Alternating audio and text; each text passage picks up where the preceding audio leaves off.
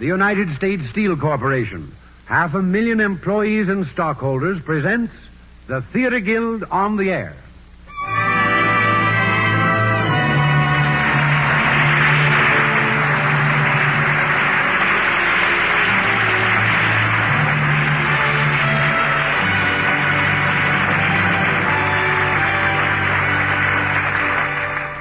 The United States Steel Corporation presents the Theater Guild, one of America's foremost theatrical producers, bringing into your home every Sunday evening from the stage of the Vanderbilt Theater in New York the most famous plays of Broadway.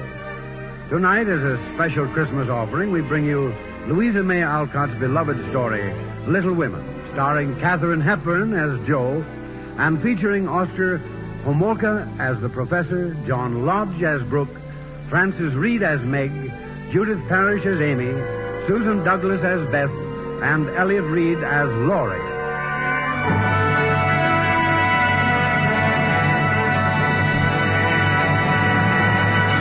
And here is Lawrence Langner, co-director with Teresa Hepburn of the Theater Guild, to tell you something about the play and the players. Mr. Langner. Good evening, ladies and gentlemen. I'm sure most of you listening tonight remember Jo, Amy, Beth, and Meg, the four March girls immortalized by Louisa May Alcott in Little Women. Their shy romances and courage and adversity have endeared them to generations of Americans. Little Women is classified as fiction, but it's pretty common knowledge that Miss Alcott was writing about her own family.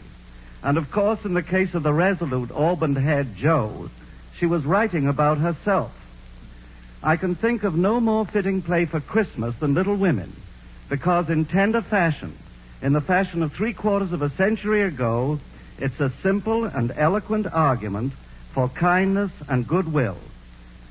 I think it's fitting, too, that tonight Katharine Hepburn should play Jo, a role in which she was most successful on the screen. Kate Hepburn is a great favorite with the Theater Guild. I'm sure many of you enjoyed her in our stage productions of Jane Eyre, The Philadelphia Story, and Without Love.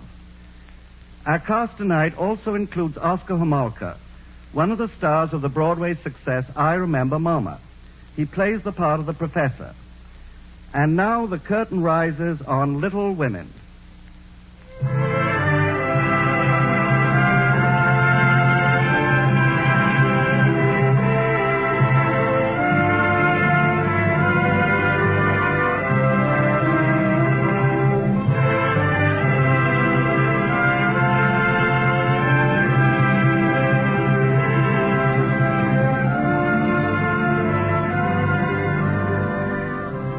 Late afternoon on a Christmas day many years ago in Civil War times. We're in New England, in the home of the March family. By the light of the fire, we can see 4 girls grouped together. 3 are sitting rather primly in their chairs sewing, but the 4th is lying on the floor with her long legs, dressed in pantalettes, stretched out. She reminds you a little of a healthy young colt. Looking up at the ceiling, she says, "Christopher Columbus, it's awful to be poor. I don't like it one bit." That's Jo. Jo, I wish you wouldn't lie on the floor. The time comes when we have to put aside such romping ways. And please, don't say Christopher Columbus. That's Meg, a proper young lady very conscious of the approach of womanhood. Still, Joe's right.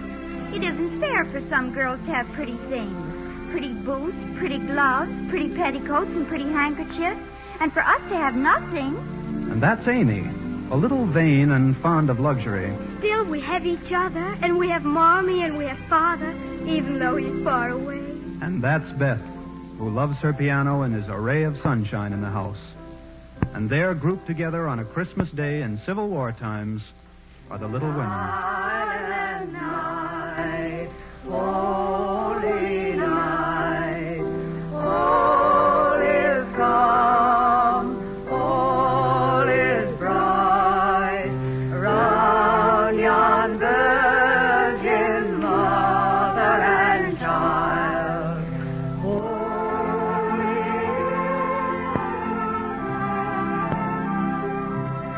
How well I remember it.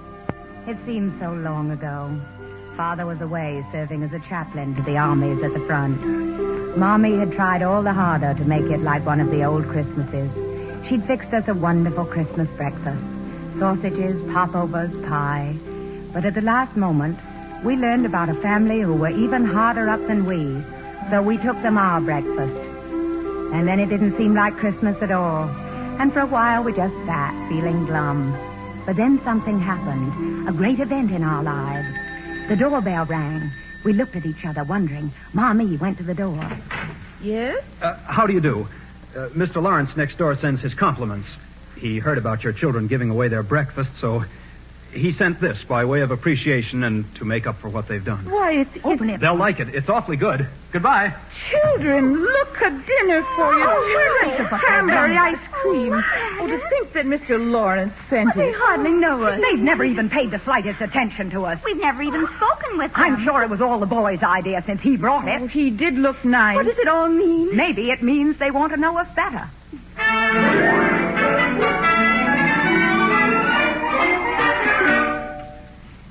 That's what we hoped. Because for years we looked across longingly toward the fine Lawrence home next door.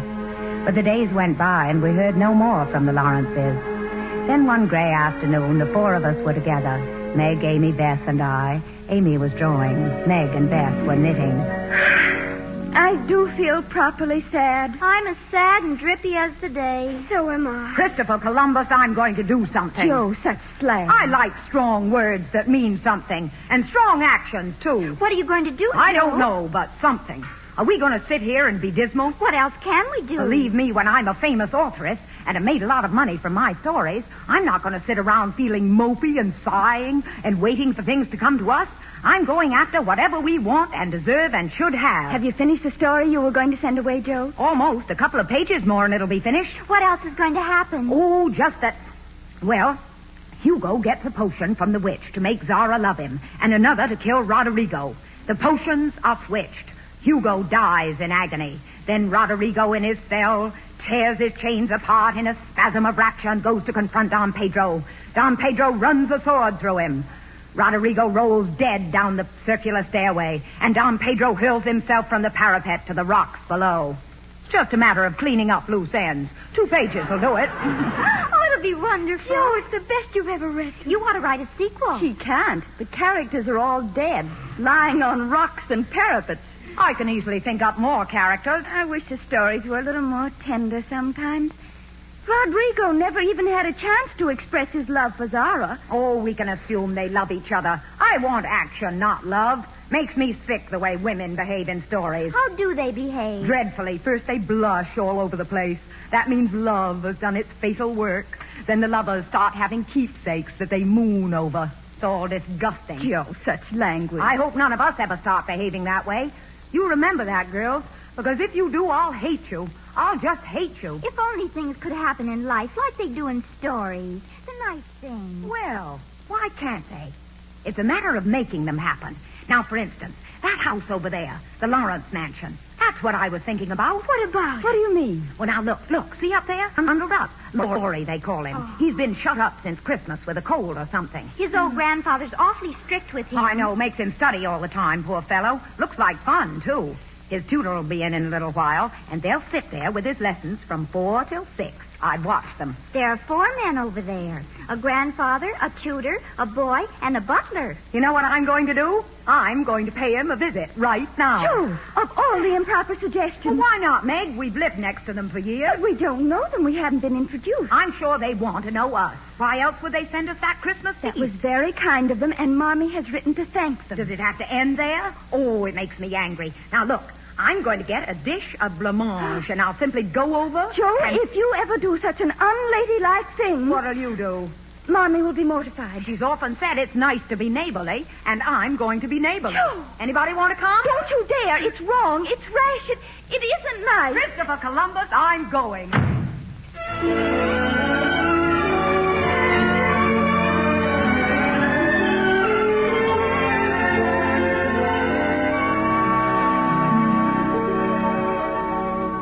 Master Lawrence, will you now explain to me the circumstances of Cataline's conspiracies as revealed in the orations of Cicero? Cataline's conspiracy.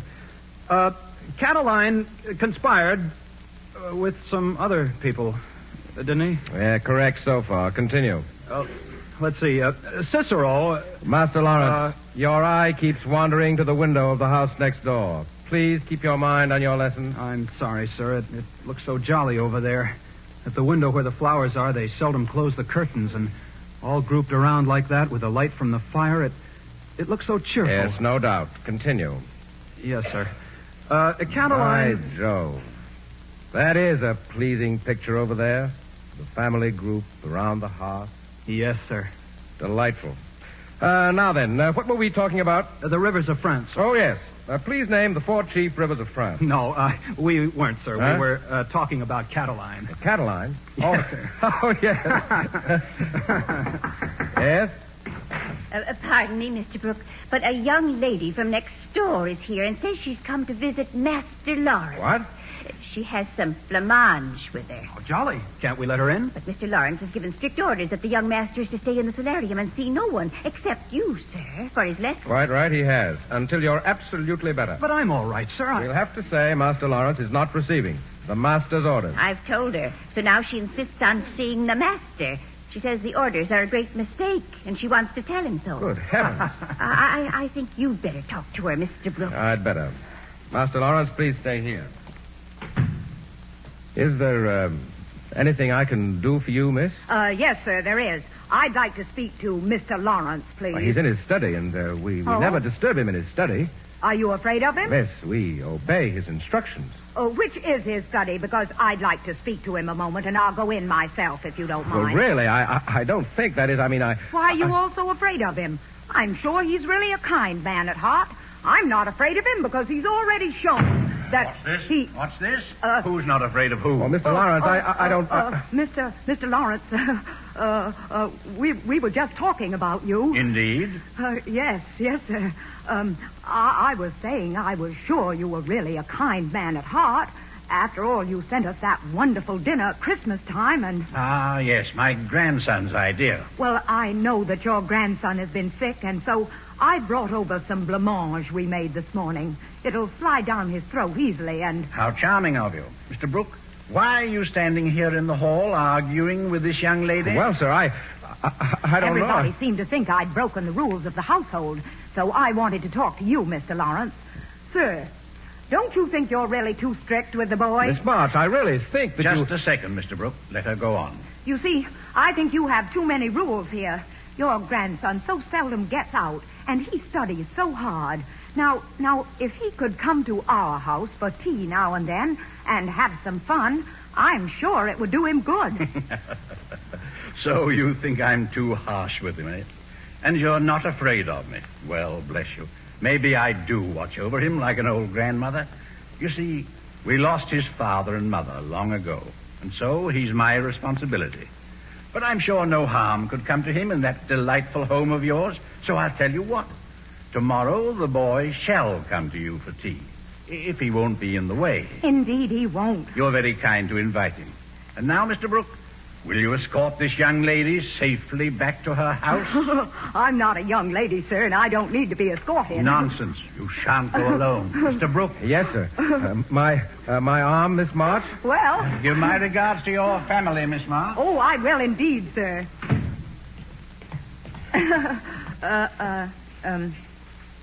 Don't you think it's a little silly escorting me 40 yards across the lawn to my own house? Well, we couldn't let you go alone. I've been running around here since I was a child. Yes, but you're not a child now, miss. That is hardly. Oh, look out for that ice, Mr. Brooke.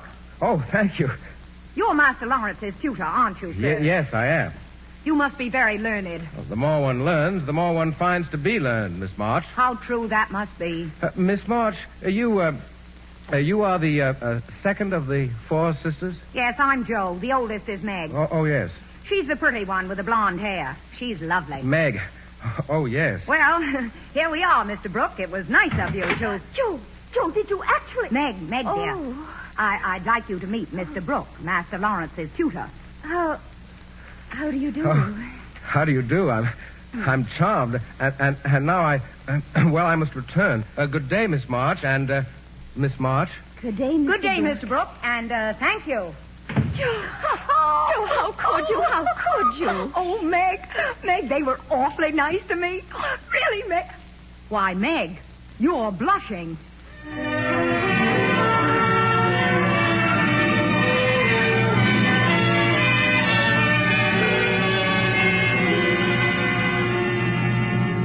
From that day on, we saw quite a bit of the Lawrence family. The boy Laurie often came to our house, but I couldn't have foreseen then all that my neighborly visit would lead to. One spring day in the garden with Laurie, I was reading him a story I'd just finished. Go on. The Count stood as one changed to stone, and turning to the bewildered crowd, Ferdinand added, with a mysterious smile upon his lips, "To you, my gallant friends, I can only wish that your wooing may prosper as mine has done, and that you may all win as fair a bride as I have by my masked marriage." Joe, it's capital. Christopher Columbus. I took it to the newspaper office yesterday. Nobody in the family knows I'm to hear the editor's verdict next week. Josephine March, a real authoress. If they use that story, they'll pay me $1.50 for it.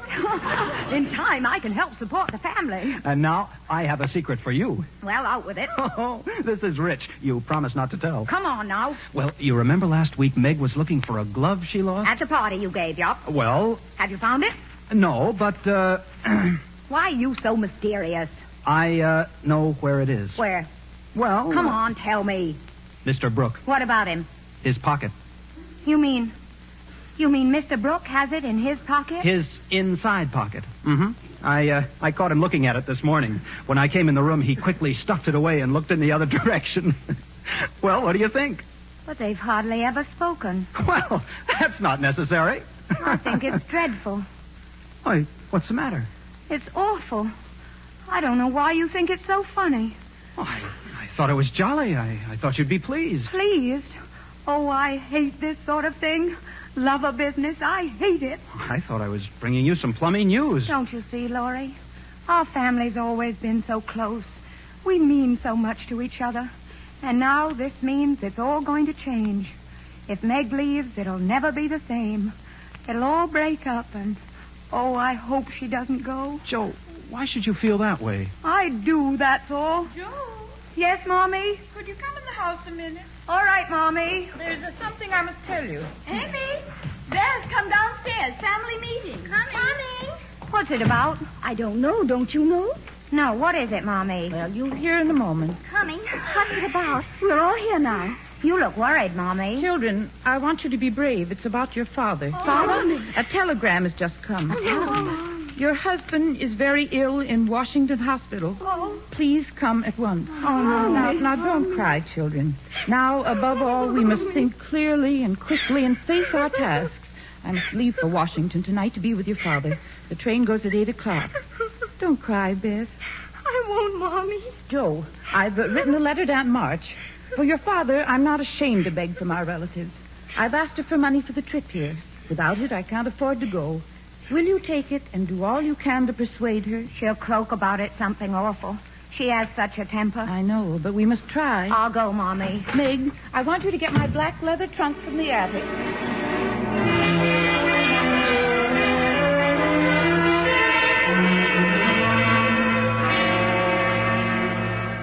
What's this? A trip to Washington? Stuff and nonsense. Aunt March, you must Oh, please. I always said it was foolishness, your father trotting off to war. Aunt March, I beg you. I told him wars are won by soldiers, not chaplains. Aunt March, listen, please. Now, maybe next time he'll listen to me and not go off, leaving others to look after his family and treat them to trips to Washington. Aunt March, you have no right to put it that way. Father is sick. Silence, girl, and mend your manners. Trip to Washington, I say again, rubbish, stuff and nonsense.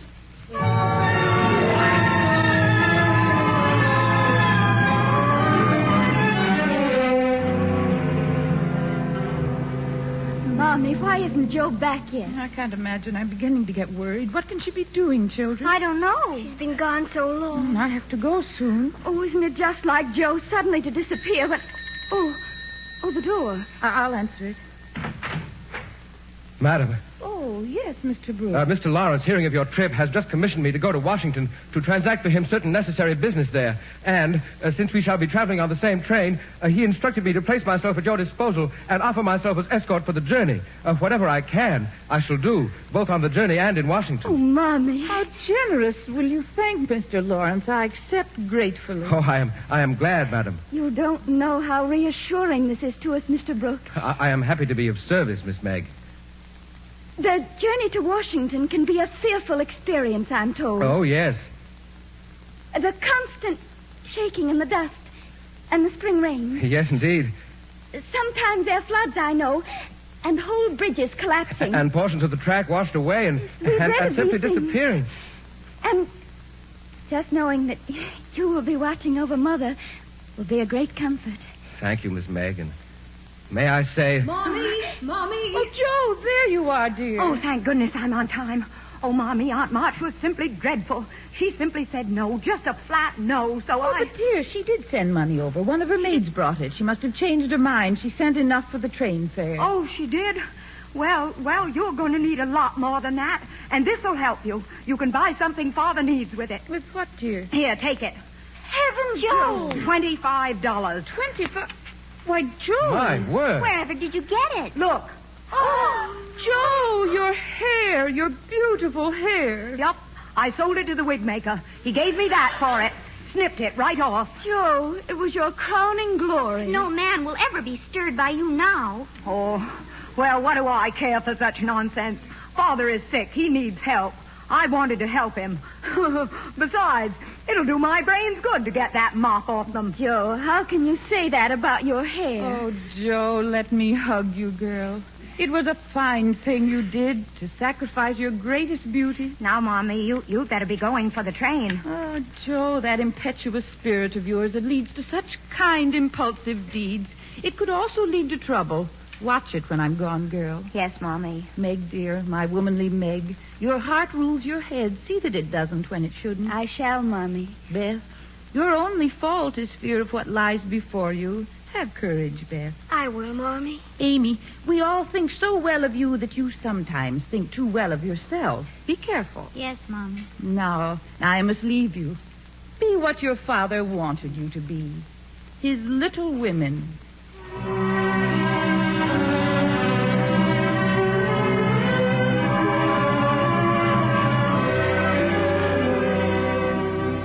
So for the first time in our lives, we were left alone.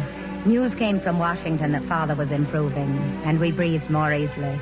Mr. Brooks sent us stiff little bulletins every day, signed... Your faithful and obedient servants, John Brooke. Meg read them aloud over and over again, including the signature. And so, though they were miles apart, this threat to our family seemed to grow and grow, and my heart stood still with fear as I watched her. Then, Meg, Amy, and I were sitting at home early one evening. Beth was out, but Laurie was with us. Joe, stop gloating over that check. Oh, how can I help it? $1.50. It'll pay for some medicine for Father. Of course. And the next time, they'll give me more. Now, this is what I would call a snippy nose. Amy, what on earth are you doing? Is she at that business again? Amy, I wish you wouldn't. What is it? I'm drawing noses.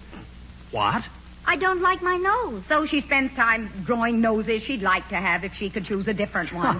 Now, here's an upsy-daisy little nose that I don't like, but some men might. Amy, really? Talking about men and whether they'll like you. Horrid, isn't she? I know you don't like love. Now, girls, really. Beth is back. Why's she knocking? That's funny. I'll open it. Well, come in. What's the matter? Stand back. Don't come near me. What is Beth. it? You stand back and I'll come in. All right. What is it, Bessie? Mercy, Beth, tell us. I went to the Hummels again. Family Mother was looking after the baby has been sick. Tonight I held her while Mrs. Hummel went for the doctor. She died in my arms. Oh, you poor girl.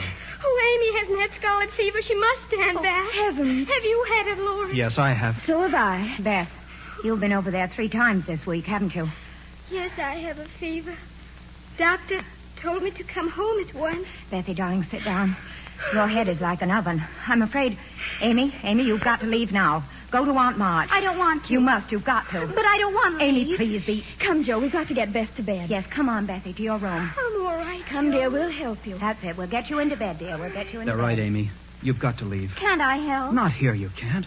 Why, if you get it too, it'd be a catastrophe. This is a bad thing. Still, I wish Now, Amy, look, you can help most by going. Look, I'll follow the example of the worthy Mr. Brooke. I'll put myself in charge of bulletins, and every day I'll drop in on you and let you know how things are. Will you, Laurie? Why, of course. And I'll do even more. I'll bring you surprises. Oh. I'll bring you a flower from our garden every day. And I'll bring you pictures of handsome men and women with interesting noses. Do you promise, Laurie? Of course. Well, I'll go then. Good girl.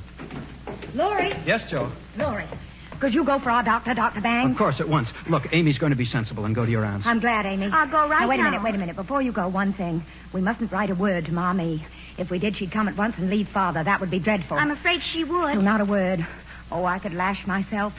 If I hadn't been so intent on my stories, I'd have been going to the Hummels instead of Beth. Each time, all three of us left it to her. Joe, don't blame yourself. We'll make it up if we can. Joe, if there's anything I can do, please understand.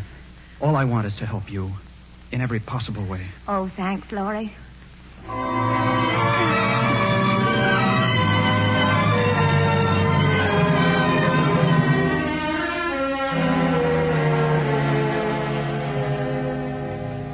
The crisis came a week later.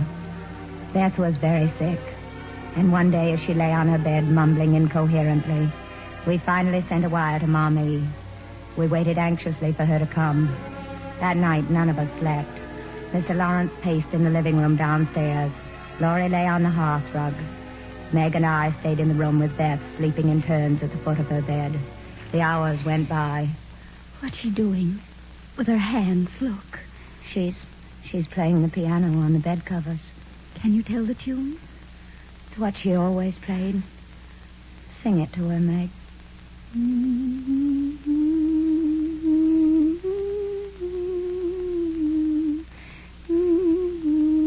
She's smiling, Meg.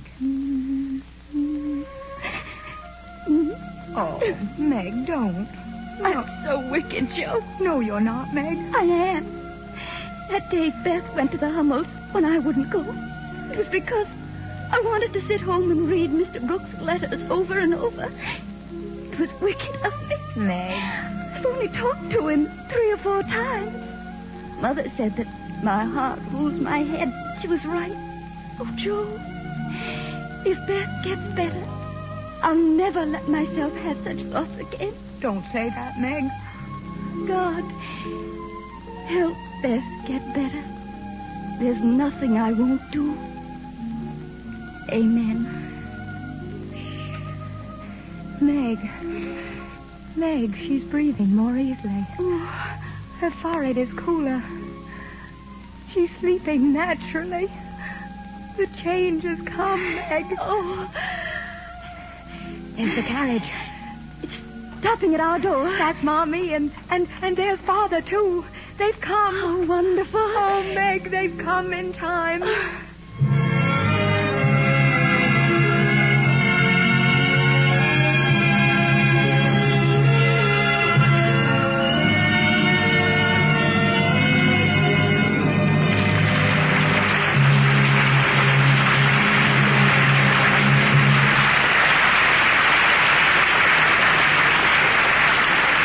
The curtain has fallen on the first act of the Theatre Guild production of Little Women, presented by U.S. Steel and starring Katharine Hepburn.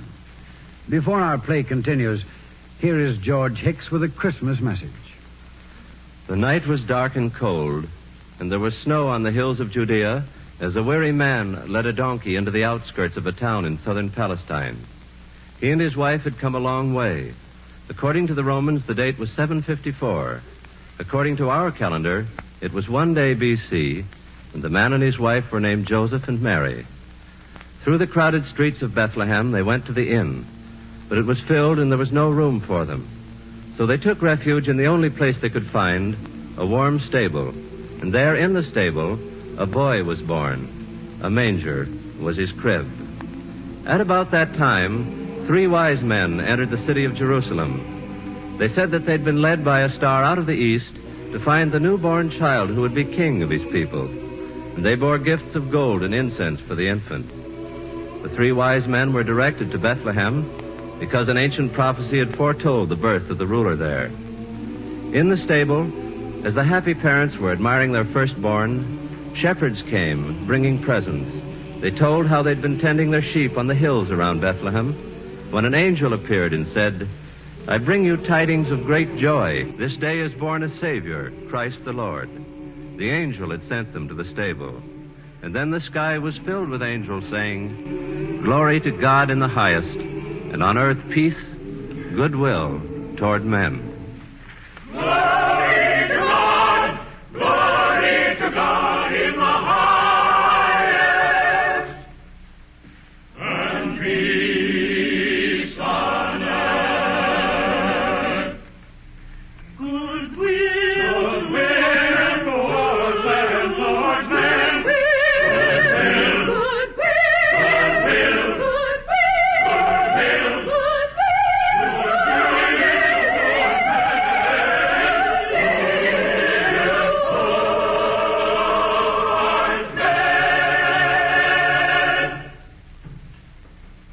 We pause now for station identification.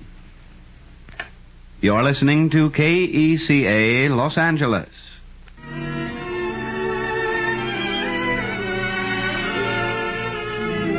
The curtain rises on the second act of Louisa M. Alcott's classic story, Little Women, starring Katharine Hepburn as Jo and featuring Oscar Homolka as Professor Baird, John Lodge as Brooke, Frances Reed as Meg, Judith Parrish as Amy, Susan Douglas as Beth, and Elliot Reed as Laurie. It's a few weeks later in the home of the Marches.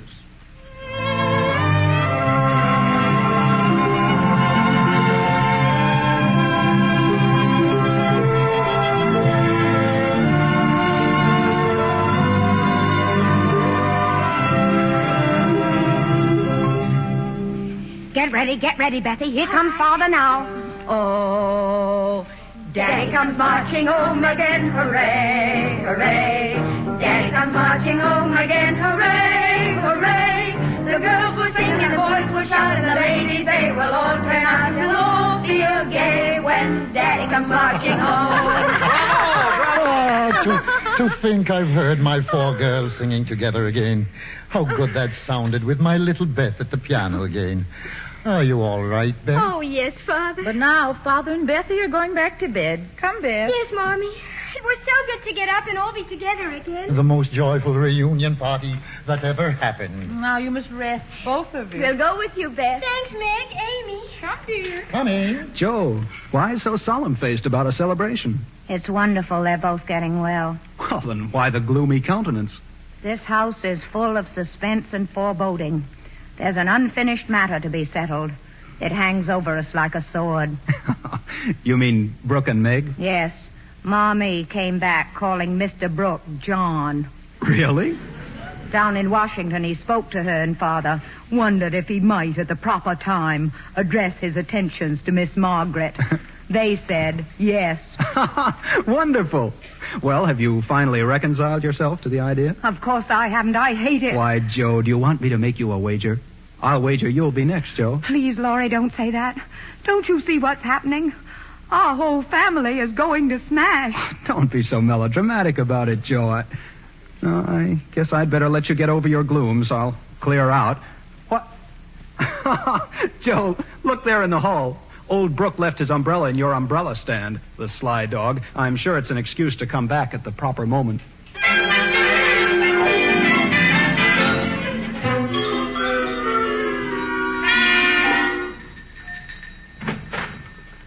Miss Margaret. Oh, Mr. Brooke. Forgive the intrusion. I hope it's not untimely. I came to inquire about your father. That is, I came for my umbrella. That is, He's in the umbrella stand. I mean, it's doing very nicely, thank you. Oh, Miss March. It's so good to see you laughing and happiness returning to this home. We owe much of it to you, sir. Oh, does that mean that I might share in this joy? One surely deserves the happiness one brings to others. Margaret, Mr. Brooke. Are you afraid of me, Margaret? How can I be afraid of one who's been so good to Father? Margaret, do you suppose, Is it possible? Can it be? Oh, Margaret, I love you. I love you.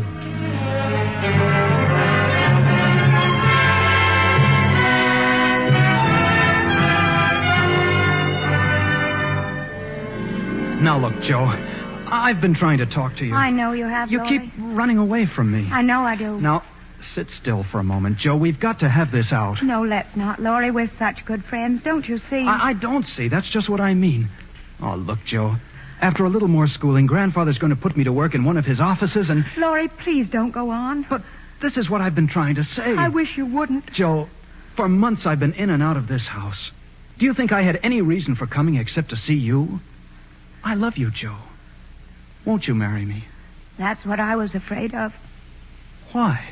Oh, Laurie, I didn't want it to come to this. I so much wanted that you shouldn't get hurt. You've meant so much to me that... But that's what I mean, Joe. What we mean to each other. Laurie, I don't love you. Well, couldn't you learn to? No. Love doesn't come that way. I'm so terribly sorry. Well, this is kind of a jolt. I've banked on this for such a long time. You mustn't anymore, Laurie.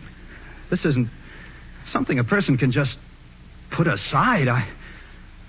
I'll ask you again, Joe.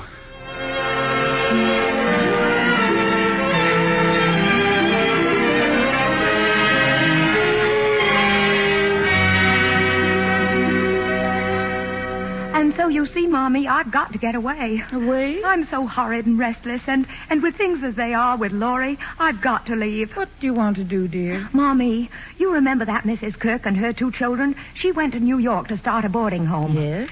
Well, I thought I might write to her and ask for a position as governess. Then I could be in New York and get more ideas for stories. I've sold 3 stories now, and I'm sure I could get along. That's what I want to do, Mommy. I've got to get away. Perhaps it would be best for both you and Laurie. Poor Laurie. I feel as if I'm stabbing my best friend. Well, I want you to value your freedom till you tire of it, because only then will you learn there is something better. Oh, thank you, Mommy. You see, I want action, not love.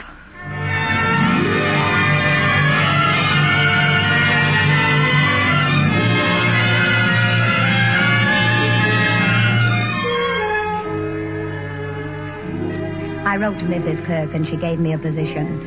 I arrived in New York on a clear fall day, and I felt the world was before me.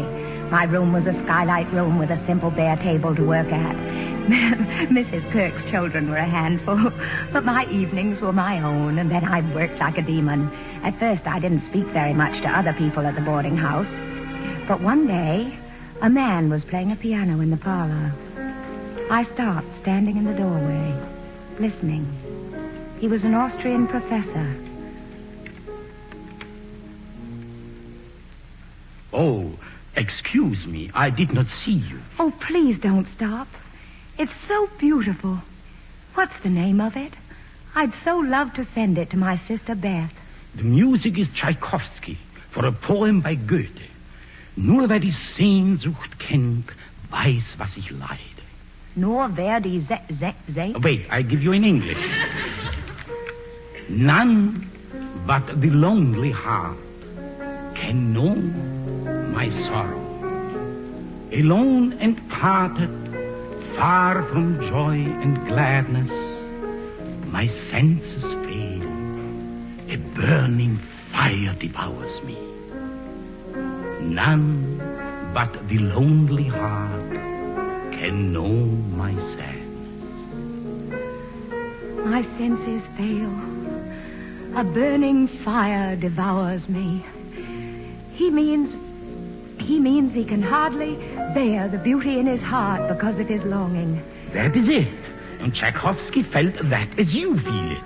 And so he makes this music that is so heartbreaking and so beautiful. How I wish I could write something like that. Something splendid that would set other hearts on fire. That is genius. It is not given to all that so divine gift. But you wish to write, my little friend? Yes, I do. That's my longing. And I'm not doing too badly. I've sold 2 stories since I've been here. That is good, good. Could I read them, perhaps? Oh, would you? I'd so love to have your opinion. I should be happy. You have the ardent spirit. I like that. Where have these 2 stories appeared? A magazine, the Weekly Volcano. Weekly Volcano? I do not think I know this. You probably haven't come across it. You let me have the stories. I would love to read them. Oh, thank you, sir. Thank you.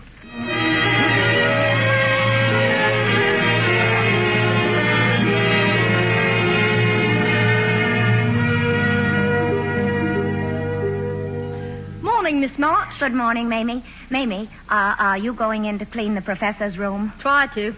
Kind of hopeless, if you see what I mean. I see what you mean. Books, papers. Pipes and old flutes. What's that half-finished boat over there? Something he was making for the kids. He's always making something. Come in, that's all right. Everybody walks in down here. He likes it. Oh, no. I just wanted to leave my stories for him. Only I don't know where to put them. They'd be lost in all this. Up there on the mantelpiece. He'll see them there. With these books? Sure. Shakespeare, Dante, Homer, Plato? I wouldn't dare. Oh, well, there they go. The Weekly Volcano, the Greek Slave, or Constantine the Avenger, etc. Look, the poor man. Why, he's been donning his own socks. Sure, there ain't nothing he don't do. Always working, always helping somebody. You know what he's doing here, don't you? No, what? We found out by accident. He's really a famous professor from the University of Vienna, mind you. And he left that and came over here to look after his 2 orphan nephews. Oh, what he don't do for those children. Such a good man. He'd probably be in some university here, and he came not knowing much English, so he stays here and gives lessons. Mamie, give me a couple of those socks. He needn't know. I'll fix them up, and you can slip them back when they're done. But, don't tell him, please. Not a word. Miss Marsh? Josephine Marsh? What is it, Mrs. Kirk? Some visitors here for you. Oh, yes, I'll be right down. They're in the parlor. Amy, Joe, and Aunt Marge. Good afternoon, Josephine. Oh, I'm so glad to see you. What a wonderful surprise. How did it happen? What's it about? Oh, I'm so happy. Joe, you look fine. And so do you, and you too, Aunt Marge. Stuff and nonsense. I don't do anything of the sort. I'm an old woman, and my bones are gouty. Why should I go around looking like a young chit? You do to me, Aunt Marge. Rubbish, utter rubbish. How is Mommy and Father? And how is Bethy? Beth is better, but she's not as rosy as she used to be. Oh, why doesn't my Bethy get strong? I don't know. Joe, guess where we're off to? Where? Tell me. Europe. Oh, Amy, how wonderful. Yes, we're taking my old bones to Vichy to try the waters. I'm taking Amy for the trip. Also to look after you. Nonsense, I can look after myself. All I seem to do is to provide transportation for your impoverished family. Trips to Washington, trips to New York, trips to Europe. You're awfully good to us, Aunt Marge. Well, I don't mean to be. And it wouldn't be necessary if you weren't all so addle-pated. Meg gets married. She doesn't marry. A poor tutor, yes, she does. And you snub the wealthiest young man in town. Mark my words, someday you'll all learn to take my advice. Maybe we will, Aunt Marge. Joe, did you see Laurie when he was here? Laurie? In New York? You mean he didn't come to see you? No, I never saw a sign of him. He went on a business trip with his grandfather. They're in Paris now. Maybe we'll see them there. But he'll be back home soon. Laurie in New York and never came to see me. Well, what do you expect, you willful girl, after the way you treated him? We were such good friends. He was awfully hurt, Joe, when you left. But he still loves you. Oh, Joe, if you just let him know, somehow I know he'd... No, Amy, it's nothing like that. Do you want to go in my place, Joe? You ought to, really, and then maybe you'd see him. Oh, no, of course not. I wouldn't think of it. Well, we have to be at the steamship office before it closes. Come, Amy.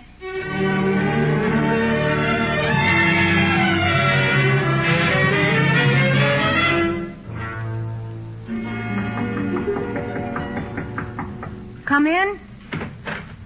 Oh, Professor. Miss March, I have read these stories. You would like perhaps to discuss them? Oh, yes, I would like to. Come in, won't you? Good. You look a little frightening. Did you like the stories? I must be honest. I was disappointed. You were? Now, this, what is it called? The Curse of the Coventrys, Constantine the Avenger? Yes. Miss March, why do you write these artificial characters? Villains, vipers, murderesses, witches. Oh, such women. Miss March, why don't you... Well, I tried. Oh, I'm sorry. I did not mean to hurt you. What a blundering fool I am. Forgive me. Please, it isn't that. Don't pay any attention to me. It's just that I've made a mess of everything as I always do. But I never thought Laurie... Well, I never thought he'd come to New York. Laurie? Is this your very good friend? Yes, in a way. He came to New York and never even saw me. But then, why should he? I see. And then on top of that, the professor comes blundering and makes things worse. No. If I can't stand the truth, I'm not good for anything. I didn't think the stories were very good. But the curse of the Coventrys was the blessing of the Marches. And Constantine the Avenger paid the butcher's bill. And the Duke's daughter is going to send Beth to the mountains next summer where she ought to be. And That is what I have thought. And so I said to myself, maybe I have no right to speak. And then I have thought, no, I have no right to be silent. For look you, Miss March, you have talent. Oh, do you really think so? Otherwise I would not say it. But be true to that talent. Sweep mud in the street before you cheapen it. While you are young, write about the things in your heart. The brave, simple things you understand now. And maybe later, when you know the weight of sorrow and on the human heart, then you can write of those poor, wretched murderers and make them live and breathe with your pen, as Shakespeare did. Look, I brought him for you. I give you this book. Between these covers is a whole library. Read it, and he will help you. Oh, thank you. I'll try. And you are not angry with the blundering professor who takes the wrong time for his lectures? No, I'm so grateful. And I'm happy that you would talk to me. Miss so. March, I sometimes get from a friend seats for the Academy of Music. Would you accompany me sometimes? Oh, I'd love it.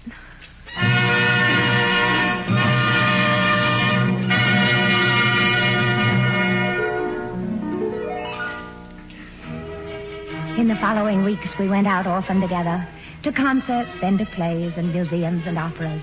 Forgotten were the weekly volcano and the curse of the Coventrys. But instead, I was suddenly filled with the beauty of Mozart, Beethoven, Rembrandt, and Leonardo.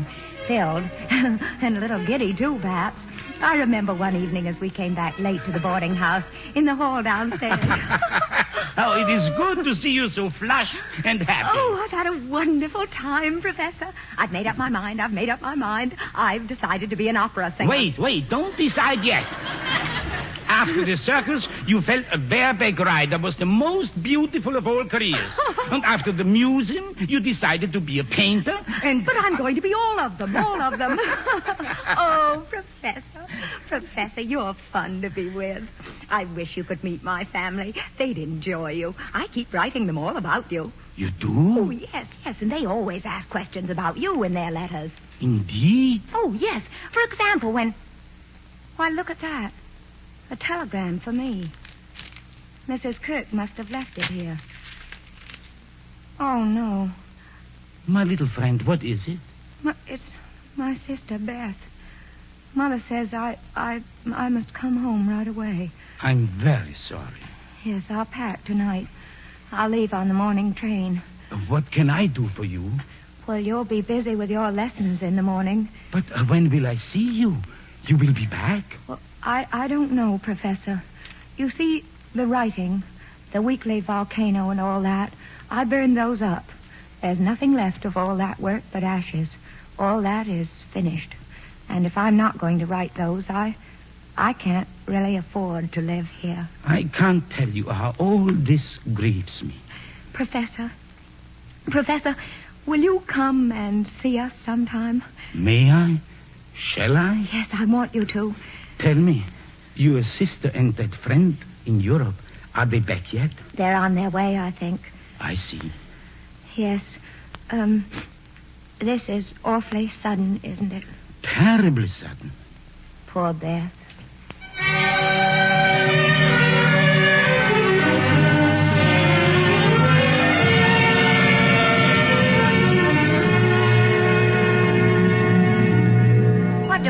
from Amy, Mommy? She'll be home next month. Tell me something, Joe. What, Mommy? Would it hurt you terribly if you learned that Laurie had learned to care for somebody else? Amy? Well, I was only reading between the lines. Amy's letters have said a lot about Laurie, and we've had letters from Laurie, too, full of Amy. Laurie and Amy. Would it hurt you terribly? Wouldn't I be selfish if it did? Laurie and Amy. It's wonderful, isn't it, Mommy? It's right, isn't it? It's really fine. I hope you feel that way, because that's how I think it will be.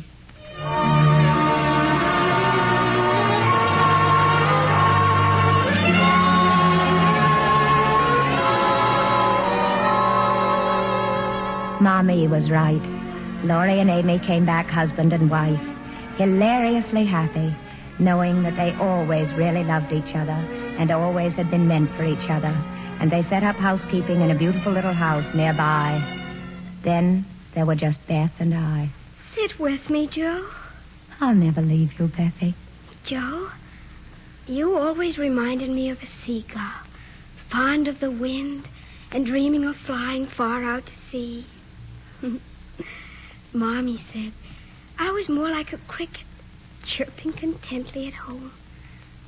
I guess very soon I'll be home forever.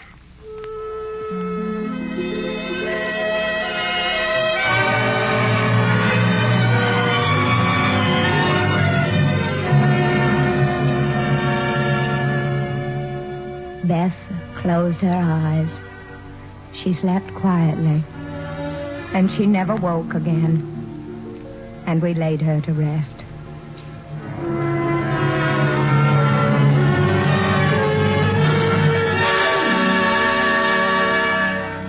Then it was November. The snow fell quietly and gently in our town. Our house was very quiet. But soon there began preparations for another Christmas, and Meg and Amy, Brooke and Laurie were in and out. And I didn't know which was harder to bear, the loneliness or the laughter. I only know that I began to go for long walks.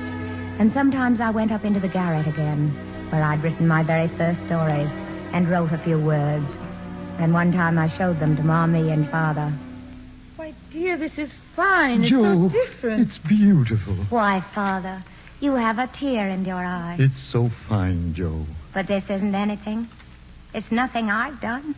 It's just everything about you and Mommy and Meg and Amy and Bethy. Things I remembered you all saying and doing.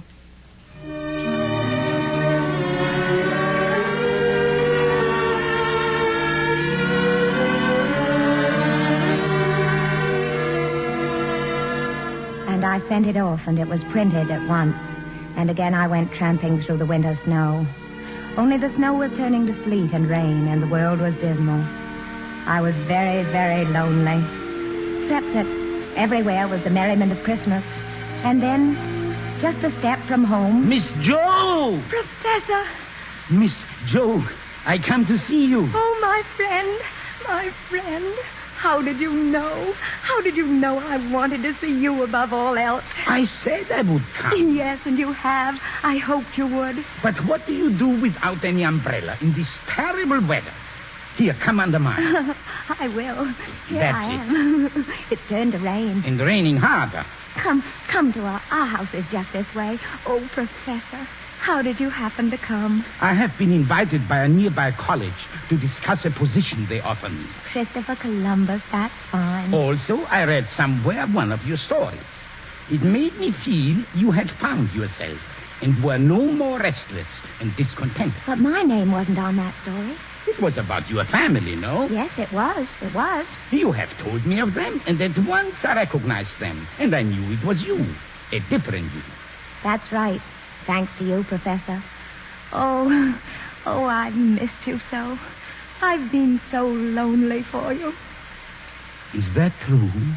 Yes, Professor. Then, would it be possible? Yes. Do you think that you and I... Yes, Professor?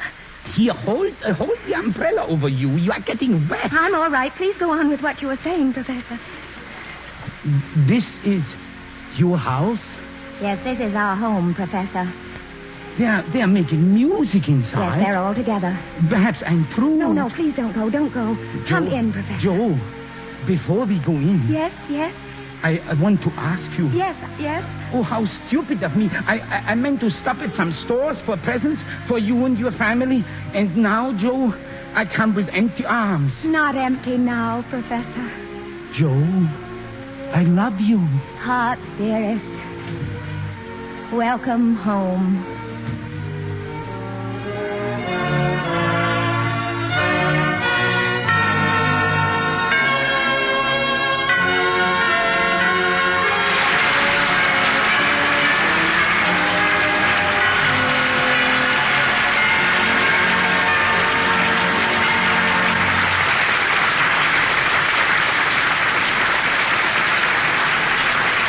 The curtain has fallen on the Theatre Guild production Little Women, presented by U.S. Steel and starring Katharine Hepburn. Here again is Lawrence Langner to tell you about next week's Theatre Guild play to be presented by United States Steel. Mr. Langner.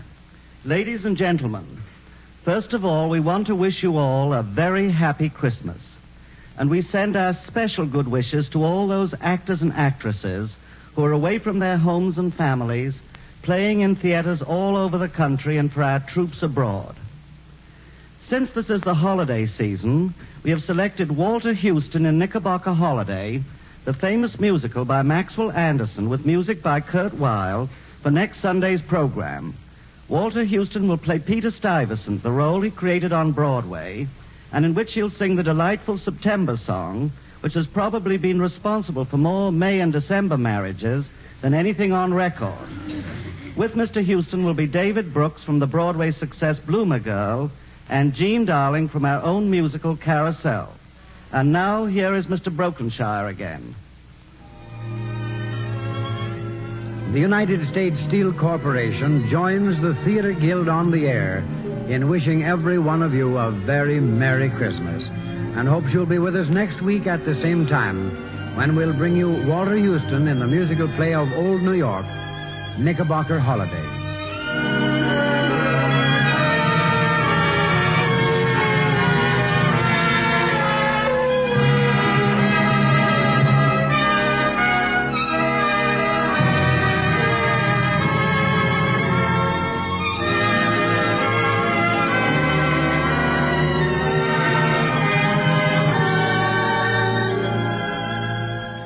If you'd like program notes and cast list of tonight's Theatre Guild on the Air, prepared for each broadcast with information about the play and the players, simply address U.S. Steel Corporation, Radio Department, 71 Broadway, New York 6, New York.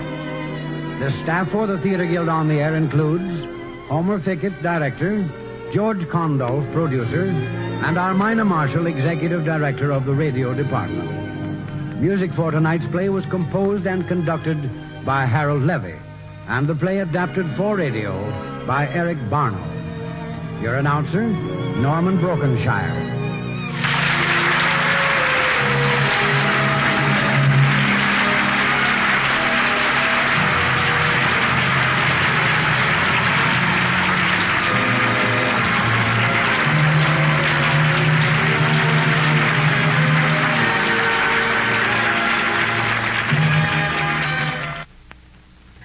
This is ABC, the American Broadcasting Company. It's 8 o'clock at KECA, Los Angeles.